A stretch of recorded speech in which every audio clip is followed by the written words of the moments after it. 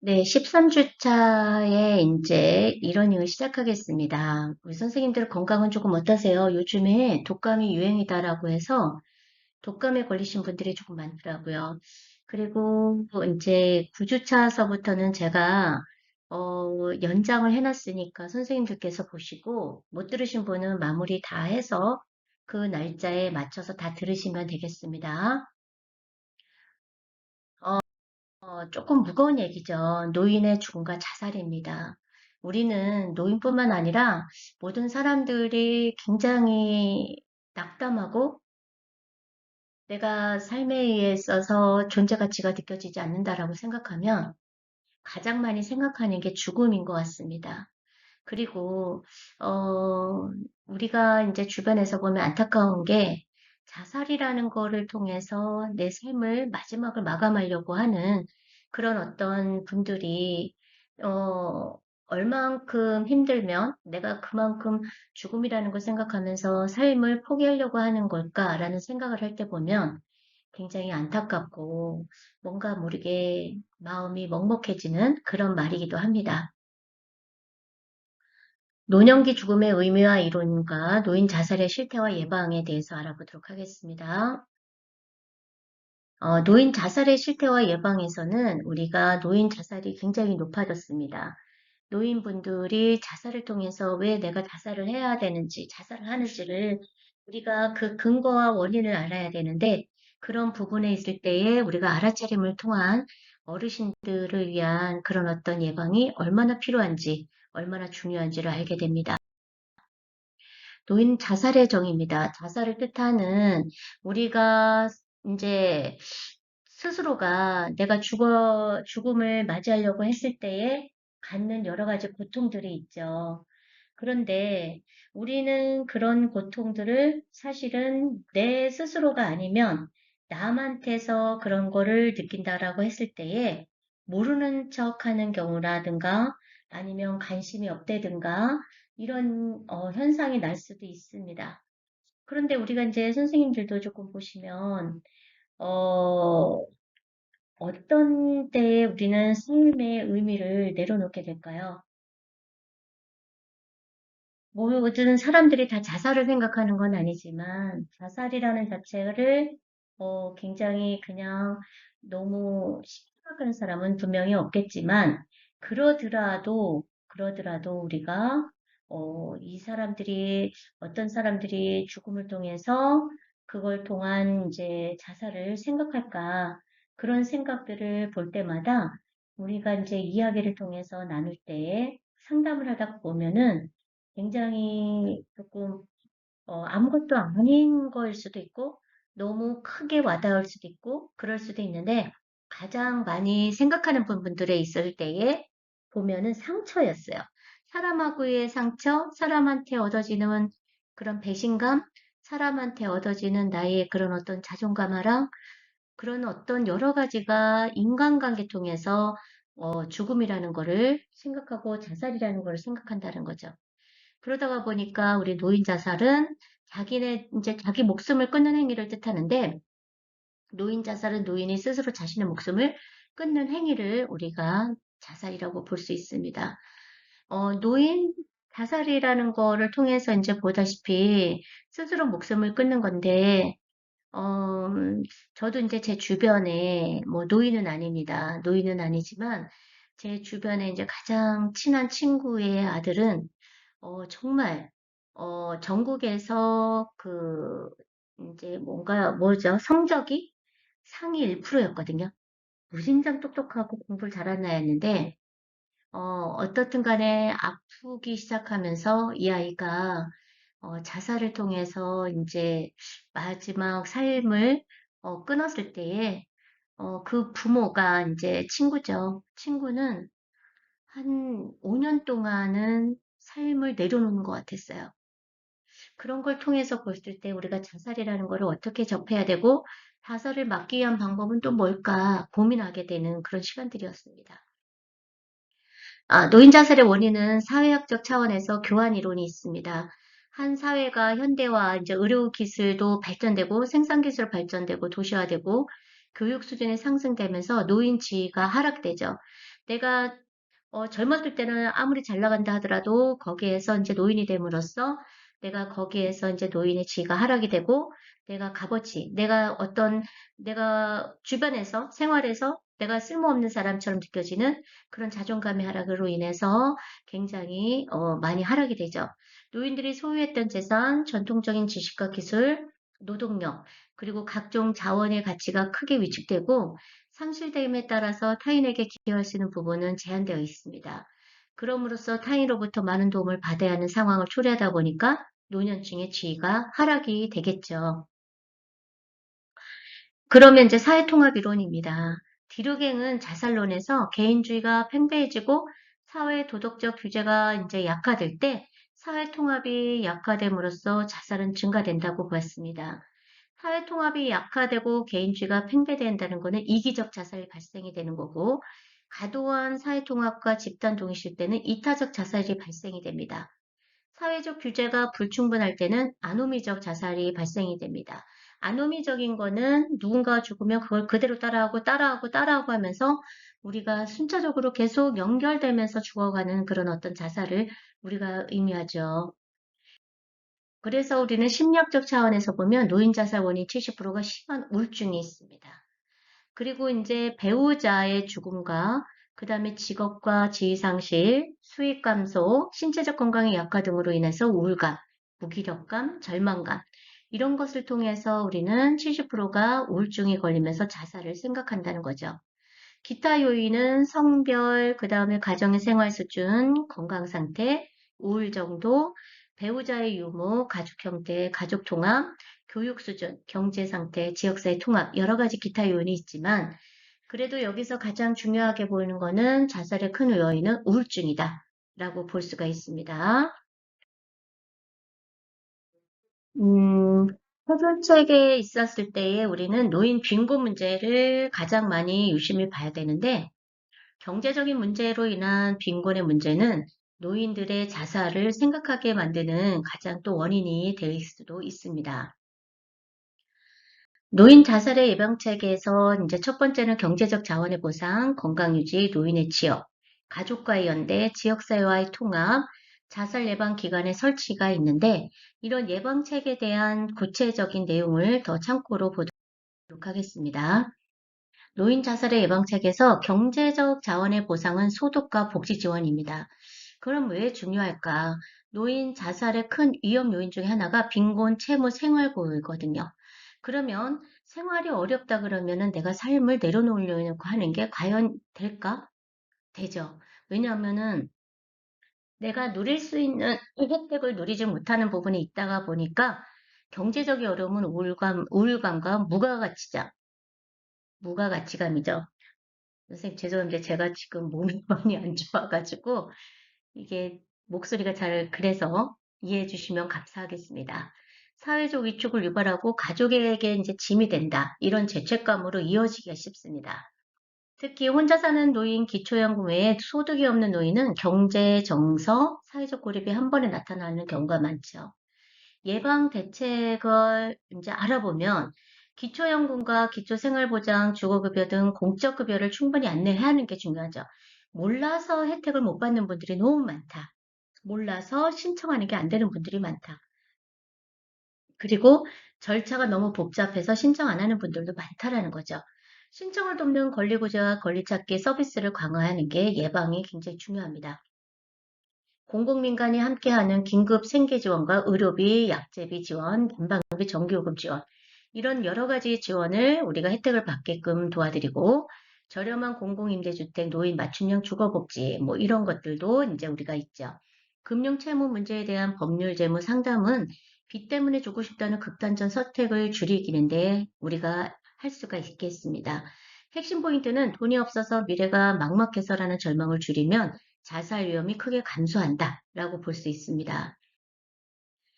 건강 유지입니다. 건강은 굉장히 중요한 요소입니다. 왜 중요할까요? 만성질환의 고혈압, 당뇨, 관절염, 이런 통증장애, 치매, 중풍, 후유증은 일상 기능을 저하하게 되겠죠. 우리가 몸이 아프면 모든 게 다 만사가 귀찮고 몸이 아프면 모든 게 다 우울감을 통해서 나타나면서 삶의 의욕이 이제 떨어지죠. 그러다 보니까 자살 사고가 상승과 밀접하게 연결됩니다. 정신건강에서 우울증과 불안, 알코올 문제도 노인 자살에게 아주 중요한 요인이 되고 있습니다.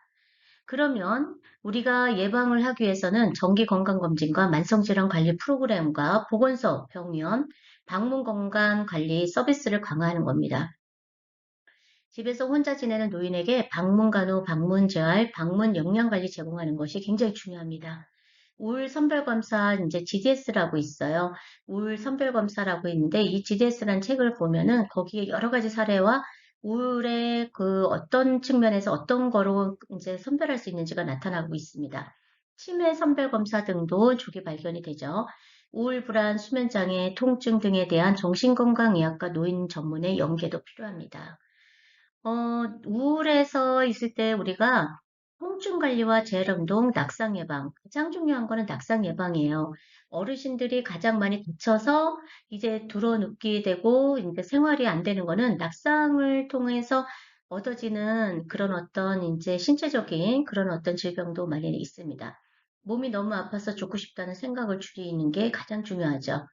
걷기 모임, 체조기실, 실버교육 그런 어떤 프로그램을 통해서 집 밖으로 나오게 하는 건강 프로그램에 참여하게 하고 통증, 장애, 우울 줄이고 스스로 할 수 있는 기능을 유지하면서 자살 위험이 눈에 띄게 감소하는 것을 우리는 할 수가 있습니다.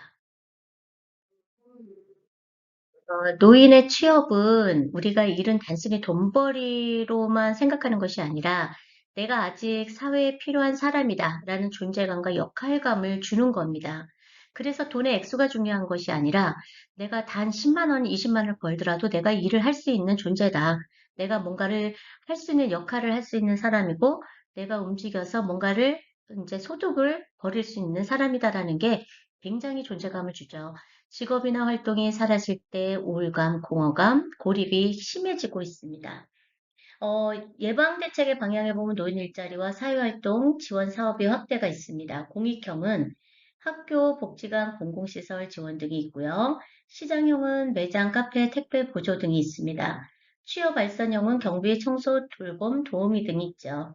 저희 이제 센터에서도 공익형으로 이제 어르신들이 청소하러 이제 오거든요. 일주일에 3번 오는데 얼마나 즐거워하시는지 몰라요. 그런 걸 보면서 우리는 일자리라는 자체가 뭐 단순하게 우리가 큰 돈을 벌기 위한 것보다는 내가 일할 수 있는 건강함이 있다라는 그런 어떤 존재감을 우리가 심어주기 위해서 논일자리도 활성화하는 것도 되게 중요합니다. 소득이 크지 않더라도 규칙적인 출근과 동료, 업무, 책임감이 큰 보호 요인으로 작용하고 있죠. 어르신들은 일주일에 3번이 잠깐 와서 일을 한다 하더라도 같이 일하시는 분들하고 식사도 하고 이야기를 통해서 나누기 때문에 우울감이 굉장히 일을 안 하는 어르신들보다는 이게 적게 나타나고 있습니다. 그리고 자신의 경험을 살릴 수 있는 멘토라든가 강사, 돌봄 지원, 마을 활동가 이런 것들을 전문성 기반의 일자리도 있죠. 이런 경우는 이제 고학력자인 어르신들이 많이 이제 이렇게 멘토 역할도 하고 강사도 하고 마을 활동가로서도 이제 역할을 하고 있습니다. 건강 상태에 맞춘 시간제 단시간 유연 근무로 무리하지 않게 설계가 되어 있고요. 일자리 참여자에 대한 정서 지원, 집단 상담, 자살 예방 교육도 함께 제공하고 있습니다. 그래서 노인 일자리는 이제 원주 같은 경우는 노인복지관에서 종합복지관에서 이루어지고 있고 뭐 실버 우리가 노인 일자리 지원센터라든가 그 다음에 시니어 클럽이라고 해서 이제 노인 일자리를 많이 제공하고 있죠. 그래서 이제 우리는 나는 아직 일을 하고 있고 일할 수 있고 쓸모가 있다. 이러는 감각은 자살 예방에 매우 강한 완충제로 역할을 하고 있습니다. 가족과의 연대예요. 가족과의 연대는 관계 회복과 정서적 지지가 있습니다. 가족 갈등, 단계, 뭐 관계에서 단절, 배우자의 사별은 노인 자살에 매우 큰 영향의 요인입니다. 나를 찾는 사람이 없어. 자식에게 버림받았어. 이런 느낌은 극단적 선택을 촉진합니다. 가족과의 관계에 있을 때에 가장 많이 자살을 하는 경우가 많습니다. 그래서 우리는 가족 대상 노인 이해 교육도 필요하고요. 노화, 질병, 인지저하, 감정, 그런 어떤 여러 가지 변화에 대한 이해를 높여주기도 합니다. 고집이 세졌다가 아니라 뭔가 마음이 힘들구나 이렇게 해석하는 거로 도와줄 수가 있겠죠. 그래서 우리 선생님들은 사회복지사로서의 역할로 어르신들이 아니면 내 부모들이 뭔가를 계속적으로 우기고 계속 고집을 부리며 고집이 나이가 드니까 세졌다 이렇게 표현하는 것이 아니라 생각하는 것이 아니라 뭔가 마음이 힘들어졌구나, 힘들구나 이렇게 생각하면 조금 이해가 될 것 같아요. 우리 같은 경우도 그렇지 않아요? 어르신을 볼 뿐만 아니라 우리 스스로도 생각해 보면 내가 몸이 너무 힘들고 지치면 어떻게 되죠? 누구의 말을 들으려고 하지 않죠. 그러다 보니까 어르신들은 살아온 삶의 인생에 굉장히 굴곡도 많고 삶의 그런 어떤 어려움과 기쁨과 슬픔을 모든 것을 겪어가면서 살았기 때문에 마음과 몸이 다 힘들고 지쳐 있기 때문에 그래서 이제 어르신들이 조금 고집이 세진 것도 있고 사람을 이해하려고 하는 게 없을 수도 있고 그 다음에 그런 어떤 포기를 하려고 하는 마음도 있는 것도 우리가 이해를 해야 되겠죠. 가족 상담의 가족치료 세대 간 대화 프로그램도 운영을 하는데, 예를 들어서 손주와 함께하는 디지털 교육도 있고요. 가족 사진첩 만들기도 있습니다. 그 다음에 가족 인터뷰 프로젝트라는 프로그램도 있는데, 우리가 노인들한테는 다양한 프로그램을 우리가 진행하면서 단순한 프로그램이 아니라 정말 인생의 삶을 돌아보고 내가 이것을 통해서 남을 수 있는 프로그램을 제공하는 것도 우리는 사회복지사의 중요한 역할이고, 상담사의 역할이기도 합니다. 돌봄 부담이 큰 가족에게는 돌봄 휴가와 가족 돌봄 지원 서비스 상담을 제공해 주기도 합니다. 돌봄에 있어서의 이제 돌봄 스트레스와 갈등, 폭언, 방임, 그 다음에 노인 우울, 자살의 악순환을 줄이기 위해서는 가족에게 짐이 된다는 생각을 줄이는 게 가장 중요해요. 그래서 우리가 경제 돌봄 부담을 이제 사회가 같이 나누는 제도로서 요양보험, 방분요양, 주간보호 등이 강화되어야 되겠죠. 그래서 핵심 포인트는 가족과의 관계가 지지적이고 따뜻할수록 자살 위험은 감소하고요. 반대로 갈등과 폭력, 방임이 그런 위험이 클수록 굉장히 자살률이 높다라고 볼 수가 있습니다. 네, 지역사회와 통합입니다. 1인 가구와 농촌 도시 주변 이제 노인들은 이웃과 단절되기 쉽습니다. 그래서 이웃단체, 뭐, 종교기관 동호회 그런 어떤 연결은 나를 알아주는 사람이 생기는 통로이기 때문입니다. 그래서 여러 사람과 자꾸 어울리고 프로그램을 자꾸 참가하고 경로당에도 자꾸 가고 그런 어떤 노인분들을 위해서 뭔가 제공하는 거에 여러 가지의 단체들을 자꾸 가셔야 됩니다. 그리고 경로당, 복지관, 주민센터, 마을회관에서 소모임을 하겠죠. 밥상 공동체, 텃밭, 노래악기, 독서, 봉사, 공예 등 여러 가지 활성화를 통해서 우리가 그거를 자살을 예방할 수가 있습니다. 독거노인 고위험군의 발굴을 위해서는 이장이나 통장이나 아니면은 주변의 우편 배달원이나 택배기사, 부동산, 편의점 등 지역의 눈과 귀가 될 수 있는 역할을 우리 기관과의 협력 체계로 구축하면 굉장히 좋겠죠. 자살 고위험군이 되는 배우자와 사별했을 때 퇴원 직후 채무 문제, 가정폭력 이런 사례를 지역사회 통합돌봄과 협의체에서 함께 관리하게 되면 고독사라는 거를 예방하는 데 큰 도움이 될 거라고 생각해요. 마을 단위 자살 예방 캠페인과 생명사랑, 그 다음에 실천가게, 생명사랑 행복마을 이런 여러 가지 사업들도 있지만 주민이 함께 참여하는 예방으로서 환경 만들기가 되게 중요하다. 디지털 기기를 활용한 비대면 모임, 온라인 경로당, 영상통화 모임, 이런 여러 가지에 이제는 디지털 기기를 통해서 통한 돌봄이 시스템이 굉장히 중요하게 이제 되었습니다. 그래서 우리는 내가 어렵다라고 느끼지 말고 디지털 기기를 통해서 생활의 질이 좀 높아지기 위해서 나도 배워야겠다라는 자세로 우리는 접근을 조금 하려는 노력도 필요하다라고 볼 수 있습니다. 나를 아는 사람이 한 명이라도 더 있네라는 동네가 있죠. 그래서 우리는 조금만 이상해도 연락 오는 동네 이런 것을 통해서 노인 자살 예방에 매우 중요한 역할로 우리는 할 수 있다라고 볼 수 있습니다. 예, 자살 예방 기관의 설치입니다. 자살은 개개인의 문제가 아니라 공중보건, 지역사회 전체의 문제로 다뤄야 됩니다. 이를 전담하고 조정하는 전문기관이 있어야 체계적인 개입이 가능하겠죠. 그러다가 보면 이제 어떤 역할이 있을까요? 상담 위기 개입이 있습니다.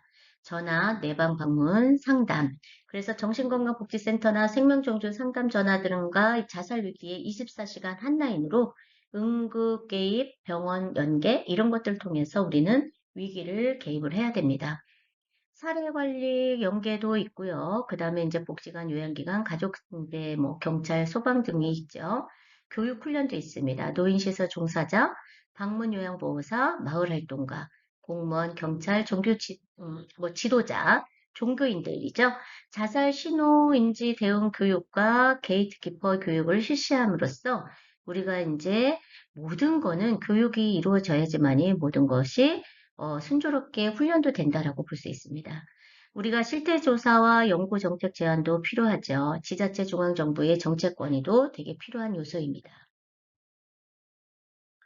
노인 특화 자살 예방 기관의 필요성입니다. 노인의 특성을 이해하는데 전문 인력, 노인 전문 사회복지사, 정신건강 전문요원, 간호사, 임상심리사 이런 분들을 배치해야 되겠죠.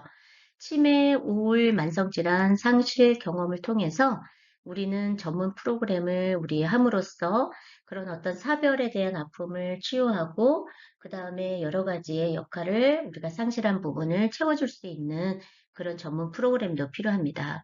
요양시설, 주야간 보호센터, 복지관 경로당 등 노인 시설과의 긴밀한 네트워크는 더더없이 중요하죠. 노인분들은 집안에서 있는 것보단 계속 바깥으로 나오게 만드는 게 가장 좋은 해포인트입니다. 그래서 우리는 기간이 있어야 발견도 하고 연결도 하고 치료하고 지지하는 이런 구조가 구축됩니다.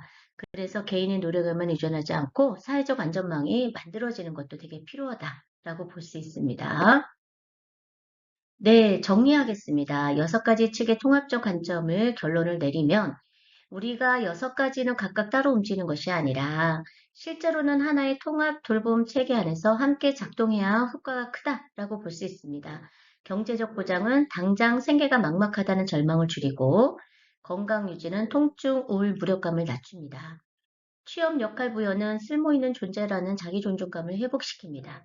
가족연대는 정서적 지지와 소속감을 높입니다.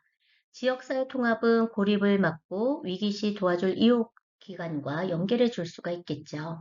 자살 예방 기관에서는 이 모든 영역을 조율하고 연계하는 허브 역할을 우리가 수행할 수 있습니다. 우리 노인 자살의 예방책은 굉장히 중요하고요. 우리 노인의 자살을 우리가 노인 쪽으로 이제 선생님들이 사회복지사로 여러 가지로 역할을 한다라고 했을 때는 노인의 자살과 우울감 이런 것들을 유심히 보고 관심을 가져서 어르신들이 자살하고 고독사가 이제 점차 줄어드는 그런 사회가 되었으면 좋겠다라는 생각을 가지고 있습니다. 오늘 선생님 너무 많이 버벅댔죠. 네. 지금 열이 너무 펄펄 끓어가지고 선생님 정신이 너무 없습니다. 하지만 그래도 끝까지 제가 이제 전달하는 게 조금 많이 부족했는데도 열심히 들어준 우리 모든 선생님들한테 응원하고 네, 감사하다는 인사드리면서 마무리하겠습니다. 수고하셨습니다.